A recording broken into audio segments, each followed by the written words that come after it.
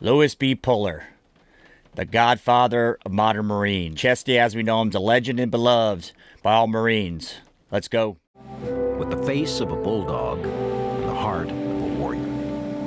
A man of stunning ferocity and surprising tenderness, whose love for his country and for his men inspired remarkable feats of valor. Leading troops across 2 continents in 3 wars, he blazed a bright trail across the 20th century, earning more medals than any other Marine in history. Even in a... I can't think of any other Marines that have been in 3 wars. If you guys have, put it in the comments. Service that prides itself on making exceptional bravery routine, his record of courage was extraordinary. His epic career so defined what a Marine should be that decades after his death, men who never met or served with him come together on the anniversary of his death to remember his life and rededicate their own. He was Chesty Puller, the Marine's Marine. It's a fitting... Got a question for you guys. How would Chesty fit in today's Marine Corps? Place to begin a warrior's tale. Virginia, birthplace of the nation, birthplace of heroes, of George Washington, of Thomas Jefferson. Since the days before the Republic, Virginia has sired men who have shaped our visions of freedom and bravery. Here, in the cradle of patriotism, Lewis Burwell Puller was born in June of 1898 in the village of West Point. Lewis Puller grew up on tales of courage in the name of freedom, and also of heroism in the name of a lost cause. For Virginia was home to the capital of a second nation, the Confederate States of America.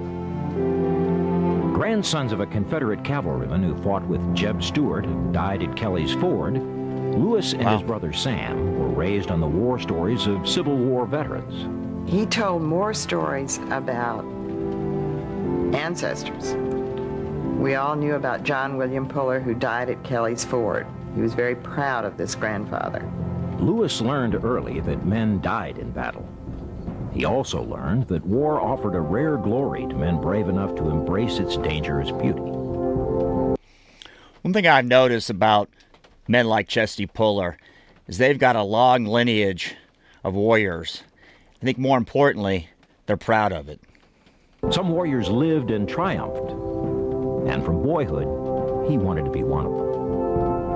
Perhaps the tales told by the old men around him sparked his search for written accounts of the martial life. While still a boy, Lewis tackled Caesar's Gallic War in Latin. His impatience to know the story soon drove him to a translation, but his lifelong passion for military history was fully forged. Lewis's capacity for leadership and responsibility was tested early. His father died young, leaving him at age 10 the man of the family. Without hesitation or complaint, he shouldered the responsibilities of provider, earning money for the family any way he could. Later in his career, he said the lessons of his boyhood, hunting, stalking, making each shot count, taught him more about the art of war than any formal training he ever received.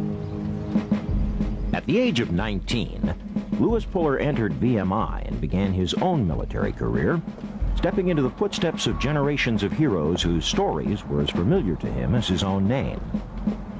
Puller's own generation of VMI cadets set high standards of glory.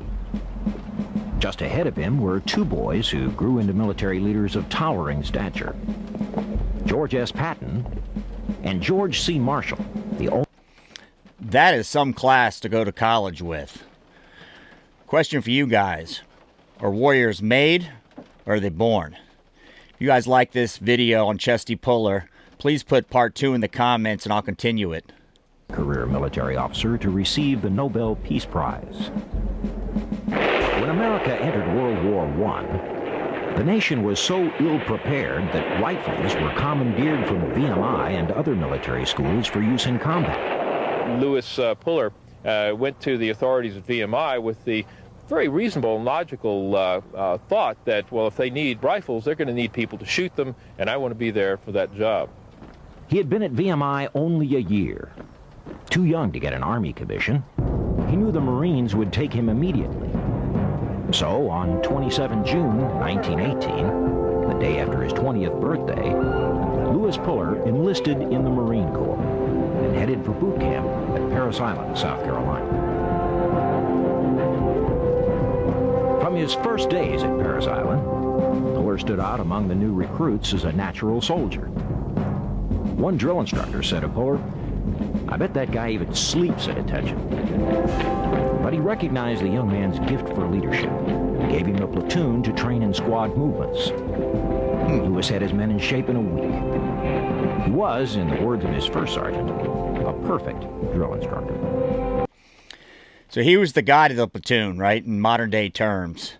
Natural leader, squared away young Marine or young recruit at this point.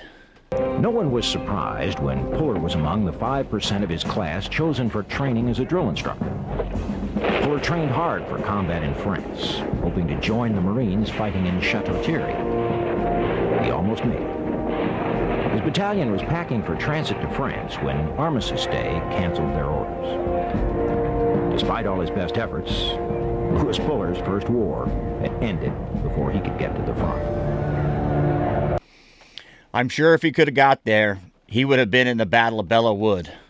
No doubt in my mind. Fresh out of officers' training, Puller saw his military career ending before it could begin. Peacetime had created a sudden surplus of soldiers. Just 2 weeks after gaining his longed-for second lieutenant's bars, Louis found himself back on the street with hundreds of other newly minted officers. But Louis Puller knew he was born to be a military man. He would serve his apprenticeship in the craft of war. The only question was where. With no Kaiser to fight, the Marines looked closer to home for the next front. They found it in the unsteady regimes of Central America and the Caribbean, small countries torn by civil wars and old-fashioned banditry. The Marines served as America's colonial troops, fighting guerrillas, keeping order, and propping up tottering regimes, a kind of U.S. Foreign Legion in Latin America. Because United Fruit, a powerful U.S. import corporation, was practically running many of these small agricultural nations, the conflicts there were dubbed the Banana Wars. Doesn't seem like much has changed. Back then, we were protecting United Fruit's interest. Today, whose interest are we protecting in the Middle East? In July 1950, the Haitian government had collapsed during a bloody revolt in which 2 presidents were assassinated within 36 hours. The Marines sent in to protect American and European embassies soon became partners in an unusual joint military venture. Haiti abolished its army and set up the Gendarmerie de Haiti, a constabulary of Haitian enlisted men. Look at these guys. By American officers. The war in Haiti was already 5 years old when Chesty Puller embraced it as his personal training exercise. On the advice of a superior officer, he signed up to serve in the Haitian constabulary. For the young warrior eager to earn his stripes, the Banana Wars were a godsend. Haiti offered Puller on-the-job training in more than 40 battles against the Cacos, fierce tribesmen who knew their native wilderness the way he knew the backwoods of Virginia. In the sweat-drenched, mosquito-infested tropics, Louis Puller learned the rudiments of guerrilla warfare and the importance of leading through the thick of battle. The Banana Wars molded Chesty to become the Marine he became. Puller's willingness to risk his own life with the troops he commanded quickly became the stuff of legend. While still in his 20s, Louis Puller found himself becoming larger than life. Soon, he was known throughout the Marine Corps as Chesty. One look at Puller and you know where the name Chesty came from. He had a barrel chest and it was very obvious. Had very long legs and a very short upper body, but his chest stuck out like a barrel.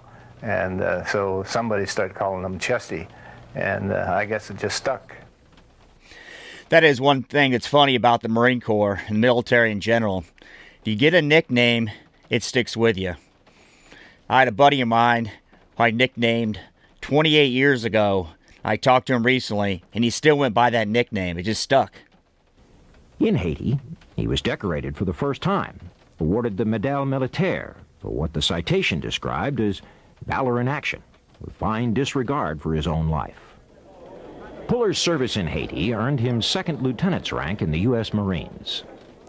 Returning to Portsmouth in 1924, he displayed his new bars to a corporal on sentry duty and growled, "Well, I've got 'em now. All I need is a war." For several years, Chesty bounced from one U.S. base to another, impatient for action, knowing his career was at a standstill. His dreams of military glory seemed hopelessly out of reach. Then in the spring of 1926, on a short leave at home in Virginia, the young warrior suddenly learned that there might be more to life than combat. At a dance in a neighboring town, Lieutenant Puller was introduced to Virginia Evans. After only 3 tongue-tied dances, he blurted out a proposal of marriage, which she laughingly rejected, and the proposals would never stop. Then in 1928, the Banana Wars beckoned again. Puller was sent to Nicaragua, where Marines led a native army, the Guardia Nacional, similar to the force he'd commanded in Haiti. Nicaragua's guerrillas were a much more formidable force than the one Chesty had faced in Haiti. Chesty had few reliable intelligence sources. The guerrillas were fast, stealthy, and brave. Often the only way to find the enemy was to let them ambush his patrols. If you want more of Chesty Puller, please put part 2 in the comments. If you're new to the channel, thanks for stopping by. If you're a subscriber, I appreciate you. Thanks for watching.